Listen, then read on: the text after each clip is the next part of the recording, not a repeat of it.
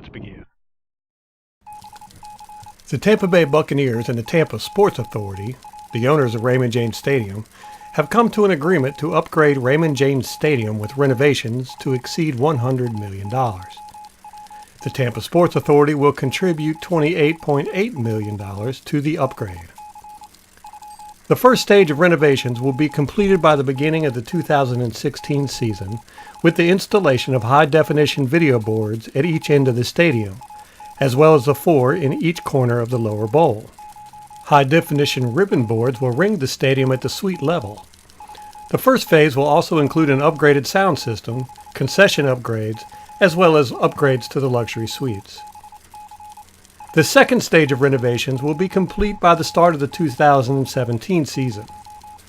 This stage will see upgrades to the East and West Club lounges, expansions of the general concourse, construction of a team store, and other general fan enhancements.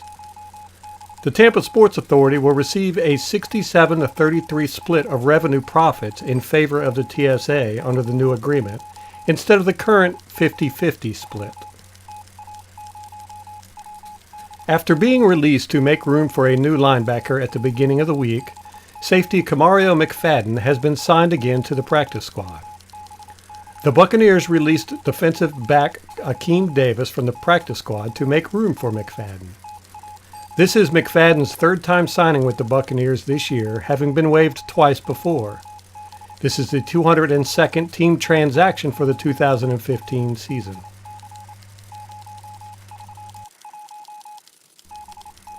Vincent Jackson has been named the Tampa Bay Buccaneers Man of the Year, making him eligible to win the Walter Payton NFL Man of the Year award. The Walter Payton NFL Man of the Year award recognizes a player for his excellence on and off the field.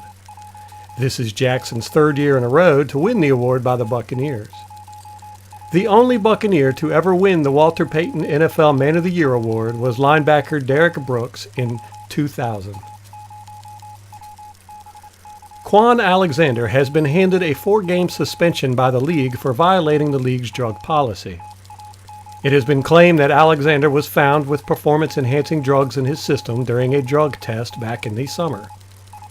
Alexander has appealed the decision and is expected to play this Sunday against the Atlanta Falcons while he receives word back on the appeal. On Thursday, December 3rd, Jameis Winston was named the NFL Offensive Rookie of the Month for November. During that time span, Winston was 96 for 169 for 1,179 yards, 7 touchdowns, and 3 interceptions through the air over the 5 games, as well as 2 rushing touchdowns. He led the team to a 3-2 record for the month of November. In Week 11 against the Eagles, Winston threw for 5 touchdowns with no interceptions, becoming the first rookie since Ray Buavid in 1937 to accomplish that feat. The 5 touchdown passes tied Buavid and Matthew Stafford in 2009 for the rookie record. It was revealed Thursday that the Buccaneers defensive tackle Gerald McCoy had some form of medical procedure done on his hand, which might keep him out of the game against the Falcons Sunday. Gerald McCoy has been struggling with a shoulder injury this year as well. Last year, he missed a number of games due to a broken hand and ended the season on injured reserve due to a knee sprain. His 2010 and 2011 seasons were also cut short due to being placed on injured reserve for torn biceps. Of the 5 years he has played in the league, 3 of them have ended on injured reserve. McCoy has started all games this year, but has missed 25% of the games in previous years due to injury. 3-year Buccaneer cornerback Leonard Johnson was waived Thursday. Johnson had been placed on the injured reserve list at the start of the regular season and ended up not playing for the Buccaneers in 2015. In his 3 years with the Buccaneers, Johnson played in 48 games, started in 17, had 5 interceptions, 2 touchdowns, 21 passes defensed, 5 forced fumbles, 1 fumble recovery, 110 tackles, with 35 assists.